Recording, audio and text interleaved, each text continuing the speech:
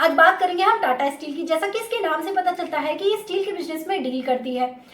ये crude steel से लेकर फिनिश्ड प्रोडक्ट तैयार करके देती है। स्टील में जो प्रोसेसिंग होती है, स्टील की माइनिंग होती है, वो सभी काम करके ये फाइनल प्रोडक्ट तैयार करके देती है। इसके साथ ही चाहे वो कंस्ट्रक्शन के लिए हो, इंजीनियरिंग के लिए हो, या फिर आपके ऑटोमोटिव के लिए हो, जहाँ जहाँ स्टील का यूज होता है वहाँ वहाँ ये कंपनी अपना फिनिश्ड प्रोडक्ट तैयार करके देती है। क्योंकि ये एक लार्ज कैप स्टॉक है, तो as a long term investor हमें ये देखना पड़ेगा ये कंपनी आने वाले कुछ सालों में हमें यहाँ से कुछ अच्छे रिटर्न्स दे भी पाएगी या नहीं दे पाएगी। क्योंकि बहुत से लोग है ना लार्ज कैप स्टॉक में इन्वेस्टमेंट करना पसंद करते हैं, क्योंकि वो कम रिस्की होते हैं। इसी वजह से सबसे पहले कंपनी की करंट सिचुएशन को जानने की कोशिश करेंगे, फिर इंडस्ट्री की ग्रोथ की बात करेंगे और साथ ही साथ कंपनी क्या इनोवेटिव स्टेप्स ले रही है ये भी देखने की कोशिश करेंगे।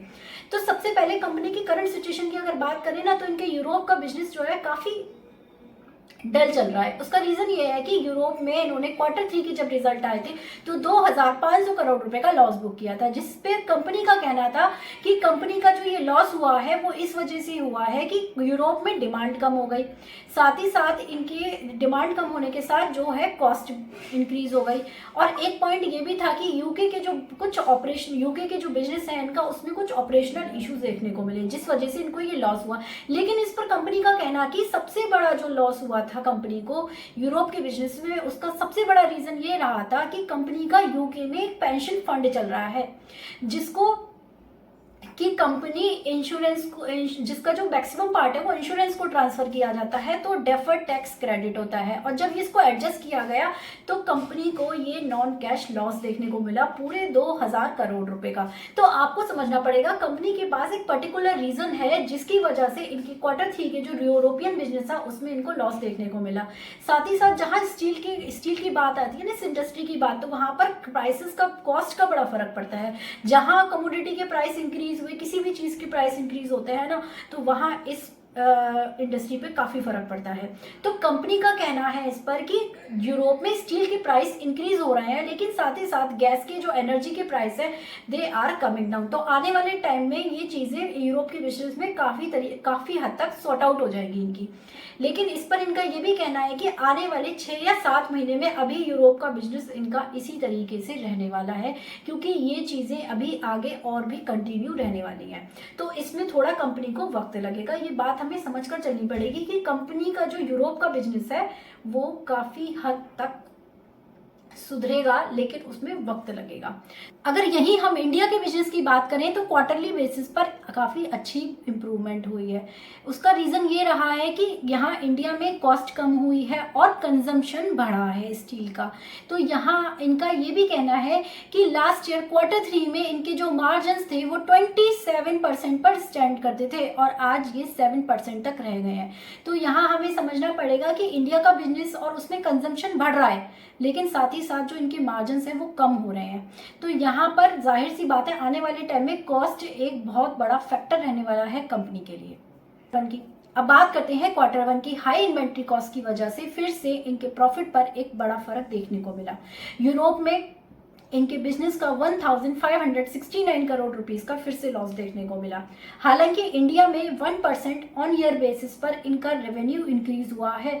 साथ ही इसमें एक चीज और थी, जो कोल कुकिंग प्राइसेस थे इनके काफी हद तक नीचे देखने को मिले, लेकिन इसका बेनिफिट इनको नहीं मिला, क्योंकि इन्होंने पुराने, इनका कहना है कि इन्होंने पुराने स्टॉक का यूज किया, तो उसका बेनिफिट जाहिर सी बात है Q2 में इनको देखने को मिलेगा। थोड़ा फर्क इसमें नजर आएगा, लेकिन इनका ये कहना है कि यूरोपियन जो बिजनेस है इनका, उसमें अभी 6-7 महीने ऐसे ही चलने वाला है, वो थोड़ा टफ रहने वाला है, तो उसमें से इनको निकलने में थोड़ा वक्त। रिसेंट की एक न्यूज है कि यूके की जो गवर्नमेंट है वो टाटा स्टील को 500 मिलियन पाउंड्स देने को एग्री हुई है अपने बिजनेस को डीकार्बोनाइज करने के लिए।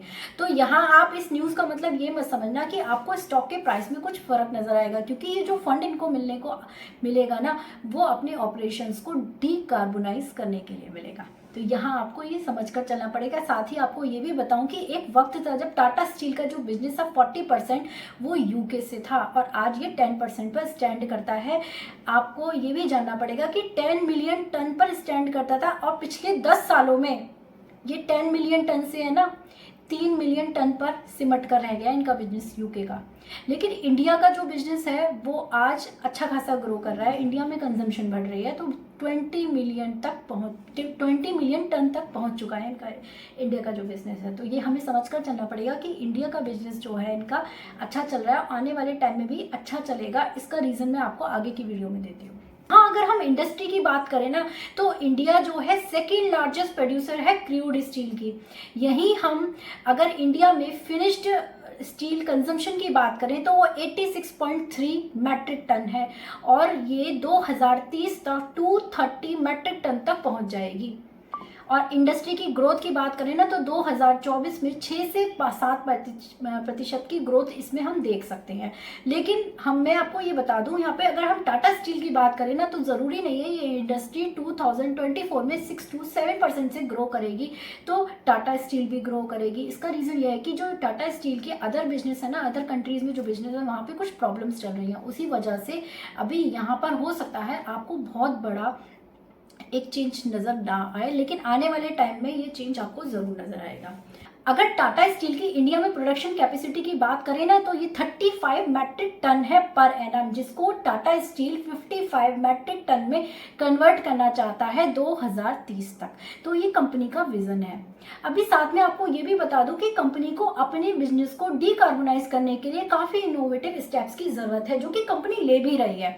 आपने भी बता दूं कि एक रिपोर्ट में इन्होंने ये बताया भी है कि नीदरलैंड में 2030 तक 35 से 40% तक ये अपने बिजनेस को डीकार्बोनाइज करने के प्रोसेस में लग चुके हैं। साथ ही साथ अभी मैंने आपको बताया कि यूके की गवर्नमेंट ने भी 500 मिलियन पाउंड इनको देने का एग्री हुई है अपने बिजनेस को डीकार्बोनाइज करने के लिए यूके में। साथ ही ये भी बता दूं कि इंडिया में उड़ीसा में भी एक ग्रीनफील्ड स्टील प्लांट इस्टेब्लिश किया है इन्होंने, जिसकी कैपेसिटी थी 3 मैट्रिक टन पर एनम, जिसको ये 8 मैट्रिक टन तक बढ़ाने में लगी हुई है कंपनी, उसके प्रोसेस में लग चुकी है। तो ये बात आपको समझनी पड़ेगी कि कंपनी जो है एक सही दिशा में काम कर रही है। और हाँ, लेकिन इनका जैसे यूरोप का बिजनेस है वो काफ़ी डल है, अभी उसमें काफ़ी सारे ऑपरेशनल इश्यूज चल रहे हैं, तो आने वाले टाइम में वो सुधरेगा, उसमें वक्त लगेगा। लेकिन इंडिया में आपको समझना पड़ेगा, इंडिया का बिजनेस इनका ग्रो कर रहा है। और आपको ये भी बता दूं, जिस तरीके से कंस्ट्रक्शन पर, इंफ्रा पर, ऑटोमोबाइल इंडस्ट्री में एक अच्छी ग्रोथ देखने को हमें आने वाले टाइम में मिलेगी, तो जाहिर सी बात है स्टील का जो कंजम्पशन है वो इंडिया में बढ़ना तय है। तो यहाँ मुझे ऐसा मेरा पर्सनल व्यू है कि 1 से 2 साल तक ये शायद कंपनी मुझे बहुत अच्छे रिटर्न्स नहीं देने वाली है, लेकिन आने वाले वक्त में ज़रूर अपनी जो पुराने इश्यूज चल रहे हैं कंपनी में उनको ये रिजॉल्व कर पाएगी और आने वाले टाइम में एक अच्छे रिटर्न्स ज़रूर मुझे देगी। क्योंकि एक लार्ज कैप स्टॉक है तो रिस्क भी बहुत कम है इस स्टॉक में, तो मैं इस स्टॉक को कुछ लंबे समय के लिए देख रही हूँ। यहाँ एक बात और बता दूँ आपको कि इस वीडियो को किसी भी तरीके की टारगेट वाली वीडियो या इन्वेस्टमेंट एडवाइस मत समझना। ये वीडियो मैंने अपने एजुकेशनल पर्पस से बनाई है, अपने एक्सपीरियंस के बेस पर। तो आप जब अपनी इन्वेस्टमेंट करो तो अपनी एनालिसिस ज़रूर करना, अपनी बुद्धि का यूज़ ज़रूर करना, अपनी स्टडी ज़रूर करना अपनी इन्वेस्टमेंट करने से पहले, क्योंकि मैं सेबी रजिस्टर्ड एडवाइज़र नहीं हूँ। ये बात आपको समझनी पड़ेगी। और प्लीज़ वीडियो इन्फॉर्मेटिव लगी हो तो लाइक कर देना, चैनल को सब्सक्राइब कर देना। Bye bye, take care.